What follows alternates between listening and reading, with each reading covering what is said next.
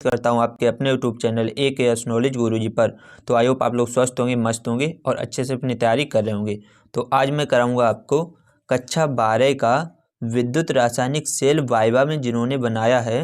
विद्युत रासायनिक सेल के जो प्रकार होते हैं वो कौन कौन से होते हैं, गैल्वेनिक सेल, वोल्टेज सेल या डेनियल सेल। इनमें से अगर कोई सा भी सेल आपने बनाया है तो वाइवा में एग्जामिनर कौन कौन से सवाल पूछ सकता है, कौन कौन से क्वेश्चन पूछ सकता है। तो सारे क्वेश्चन को मैंने यहाँ पर अच्छे से लिख रखा है, तो सारे क्वेश्चन को एक एक करके समझेंगे। अगर इससे पहले आपने हमारी वीडियो नहीं देखी तो यहाँ पर एक आई बटन पे एक लिंक आ रहा होगा, यहाँ पर जाकर आप हमारी सारी वीडियो देख सकते हैं। इससे पहले मैं एसीटोन हो गया, क्लोरोफॉर्म हो गया, अन्य टॉपिक पर भी वीडियो बना रखे हैं, तो यहाँ पर जाकर आप हमारी सारी वीडियो देख सकते हैं या फिर लिंक आपको नीचे डिस्क्रिप्शन में मिल जाएगा, वहाँ पर जाकर भी आप हमारी वीडियो देख सकते हैं। तो जिन्होंने भी अभी तक चैनल को सब्सक्राइब नहीं किया है तो यहाँ पर सब्सक्राइब का आपको एक बटन दिख रहा होगा, इसे प्रेस कीजिए। साथ में जो बेल आइकन आ रहा होगा उसे भी ऑल पे सेट कर लीजिए ताकि आने वाली वीडियो की नोटिफिकेशन आपको मिलती रहे। तो आप चैनल पर विजिट करके हमारी सारी वीडियो देख सकते हैं, यहाँ पर आपको सारी वीडियो देखने को मिल जाएंगी।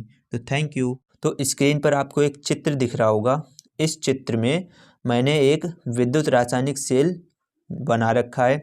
इस पहले चित्र को थोड़ा सा समझते हैं। इसमें क्या होता है, दो पात्र होते हैं जिनमें एक पात्र में कॉपर सल्फेट तथा दूसरे पात्र में जिंक सल्फेट का विलयन भरा होता है। तो एक पात्र में जिंक सल्फेट का विलयन होता है जिसमें एक जिंक की छड़ लगी होती है तथा दूसरे पात्र में कॉपर सल्फेट का विलयन भरा होता है और उसमें कॉपर की छड़ लगी होती है। जो कॉपर की छड़ होती है वो हमारे कैथोड का कार्य करती है और जो जिंक की छड़ होती है वो हमारे एनोड का कार्य करती है। इन दोनों विलयनों को एक यू आकार की नली से जोड़ दिया जाता है जिसे हम लोग क्या कहते हैं, लवण सेतु कहते हैं। ठीक है, और इस लवण सेतु में KCl का विलयन भरा होता है। ठीक है, उसके बाद यहाँ पर दोनों एनोड को एक तार के माध्यम से अमीटर और एक कुंजी द्वारा जोड़ दिया जाता है। ठीक है, ये हमने चित्र समझ लिया। अब आइए क्वेश्चन को समझते हैं। पहला क्वेश्चन हमारा क्या दिया गया है, पहला क्वेश्चन क्या है, गैल्वेनिक सेल का कार्य बताइए। गैल्वेनिक सेल का कार्य पूछा जाएगा, तो आइए इसको पढ़ते हैं। क्या लिखा है, यह रासायनिक ऊर्जा को विद्युत ऊर्जा में परिवर्तित करती है। तो मैं आपको बता दूं, जो सेल होती है वो हमारी दो प्रकार की होती है।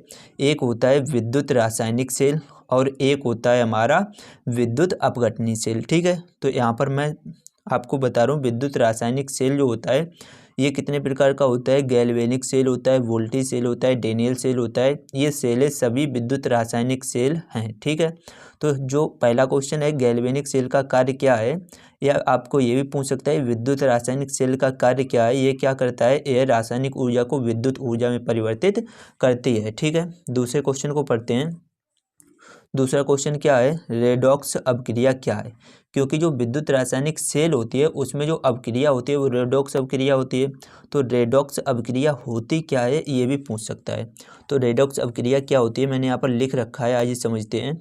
क्या लिखा है, वे अभिक्रियाएं जिनमें ऑक्सीकरण तथा अपचयन दोनों साथ साथ होते हैं रेडॉक्स अभिक्रियाएं कहलाती हैं। ठीक है, चलिए नेक्स्ट क्वेश्चन को देखते हैं। नेक्स्ट क्वेश्चन में क्या लिखा है, देखिए ये मैंने दोनों साथ साथ होते हैं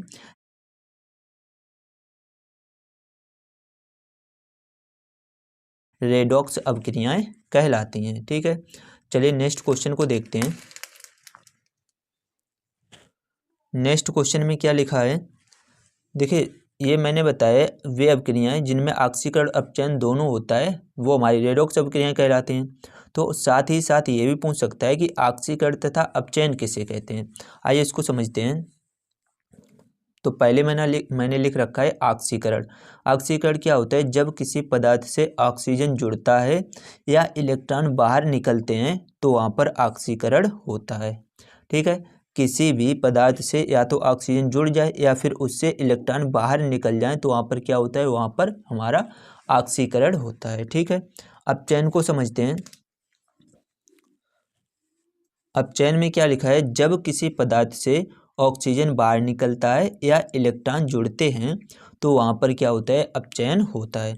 तो आप चित्र को ध्यान से देखिए, इसमें क्या लिखा है, एक जिंक की छड़ है और एक कॉपर की छड़ है। आइए समझते हैं। जो जिंक होता है, जिंक से 2 इलेक्ट्रॉन निकल जाते हैं। जब जिंक से 2 इलेक्ट्रॉन निकल जाते हैं तो वहाँ पर क्या होता है, ऑक्सीकरण, क्योंकि जहाँ पर इलेक्ट्रॉन बाहर निकलते हैं वहाँ पर क्या होता है, ऑक्सीकरण होता है। और जो कॉपर की छड़ होती है, उस कॉपर की छड़ में 2 इलेक्ट्रॉन कॉपर ग्रेड करता है और कॉपर ठोस के रूप में बदल जाता है। तो यहाँ पर क्या हो रहा है, यहाँ पर अपचयन हो रहा है, क्योंकि कॉपर जो है वो 2 इलेक्ट्रॉन ग्रहण कर रहा है। तो जहाँ पर इलेक्ट्रॉन जुड़ते हैं वहाँ पर क्या होता है, अपचयन होता है। यानी जिंक की जो छड़ होती है वहाँ पर होता है ऑक्सीकरण और जो कॉपर की छड़ होती है वहाँ पर क्या होता है, अपचयन होता है। नेक्स्ट क्वेश्चन को समझते हैं।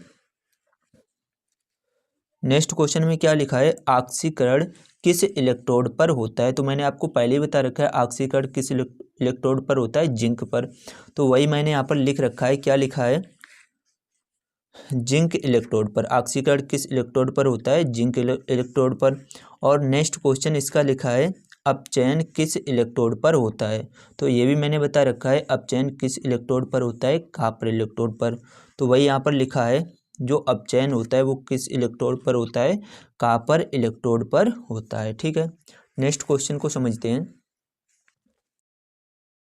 आपको क्या लगता है आपके बालों का गिरने का रीजन क्या है? आई थिंक मेरा फूड इंटेक भी इतना अच्छा नहीं है, स्ट्रेस के लिए शायद। नेक्स्ट क्वेश्चन में क्या लिखा है, सेल कितने प्रकार के होते हैं। तो सेल कितने प्रकार के होते हैं ये भी मैं आपको बता चुका हूँ, फिर भी यहाँ पर देख ले रहा हूँ। क्या लिखा है, सेल 2 प्रकार के होते हैं। सेल कितने प्रकार के हैं, 2 प्रकार के होते हैं।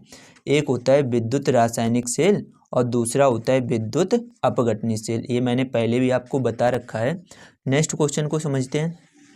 नेक्स्ट क्वेश्चन में क्या लिखा है, गैल्वेनिक सेल किस प्रकार का होता है।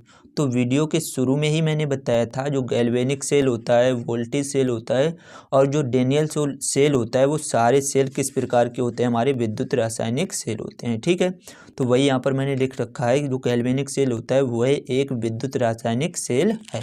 ठीक है, नेक्स्ट क्वेश्चन को समझते हैं। नेक्स्ट क्वेश्चन है, लवण सेतु का कार्य क्या है। एक बार मैं आपको फिर से चित्र स्क्रीन पर दिखा रहा हूँ। यहाँ पर आपको ये दिख रहा होगा, ये एक यू आकार की जो नली है वही क्या है, वही एक लवण सेतु है। ठीक है, वही क्या है, लवण सेतु है। तो उसका कार्य क्या होता है वो यहाँ पर पूछा गया है। आइए इसको समझते हैं, क्या लिखा है।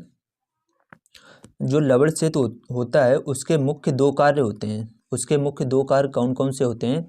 पहला कार्य तो उसका होता है जो विद्युत परिपथ है उसको पूरा करता है, क्योंकि जब तक विद्युत परिपथ पूरा नहीं होगा तो विद्युत धारा प्रवाहित नहीं होगी।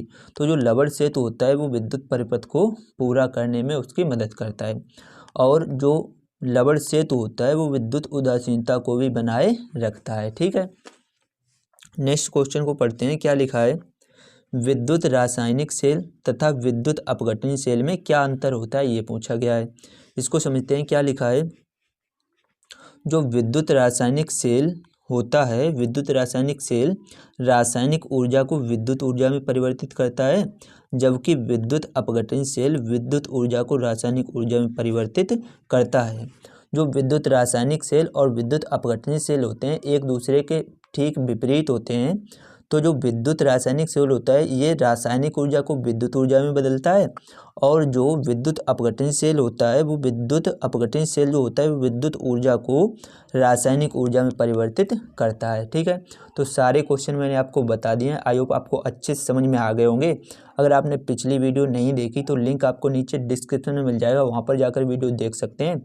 आई होप आपको ये वीडियो अच्छी लगी होगी। वीडियो अच्छी लगी तो लाइक कर दीजिए। चैनल पर पहली बार आए हो चैनल को सब्सक्राइब कर लीजिए। चलिए मैं मिलता हूँ आपसे नेक्स्ट वीडियो में किसी नेक्स्ट टॉपिक के साथ। तब तक के लिए जय हिंद, जय भारत, जय माता दी।